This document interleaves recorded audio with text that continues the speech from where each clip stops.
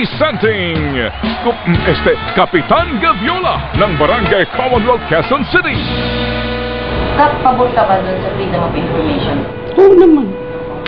Wala namang masama ang sa akin lang doon. Kung may ililihim ka, hindi ka pabor. Kasi kailangan lang malaman talaga ng madlayan kung ano ba talagang pinagtatrabaho mo bilang opisyal ka. Kontrobersyal si Kap sa Quezon City. Rags to riches kasi ang kanyang life story. Pero hindi daw malinaw kung paano nga siya yumaman. Inggit. Pagka nasa politika, natural lamang yun. Inggit agad? Pero Kapitan, may FOI man o wala, di ba't pwede namang magtanong ang madla? Hindi dapat ipagkait sa'yo. Karapatan yan natin na nakasaad mismo sa ligang batas. And take note, Kap, hindi naman siguro inggit ang dahilan kaya hinahabol kayo ngayon ng ombudsman. Itong sa ombudsman kasi, pinadalhan ako ng non-filing daw ako. Sinagot ko na rin yun na kung kasi yung continuous naman ng filing ko, nandun pwede naman iano namin yun eh. Basta ang sabi ko nga, nandito naman yung panghuling saling ko. Maliban sa SAL-N, ang mga proyekto daw ni Kapitan ay questionable din.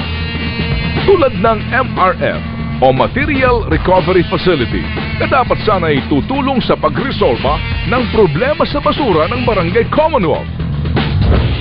Ayon kay Gary Ramos ng Public Information Office ng Commission on Audit, kasalukuyang iniimbestigahan ang proyektong MRF ni Kapitan Gaviola. Pero tumanggi siyang sabihin ang status ng investigasyon. Ang problema kasi nandyan naman yung 2 bumbero o 3 fire trucks namin, nandyan naman yung 2 ambulance namin, nandyan naman yung MRF namin, nandyan naman yung denting truck namin para doon sa mga serbisyo ditong hakot bahay, gano'n. Ano lang ang problema nito? Kung wala naman palang problema ang mga proyekto, ang mga dokumento, ilabas na. Kap yung kung dokumento na mga ganyan. Ito, nasa Treasurer's Office. Meron kaming dyan, pero incomplete pa siya. Incomplete. Ako, yung files na. Kung meron po akong files na, pwede ko kayong bigyan. Ngayon, kung ano po, pwede tayong mag-review sa Ngayon po wala kayo hawak na files. Meron po akong pero ilan na katulad ng MRF. Meron akong tapos yung makasabi reports. Wala po sa akin. Treasurer, volume please. Bakit tila po bumubulong na kayo?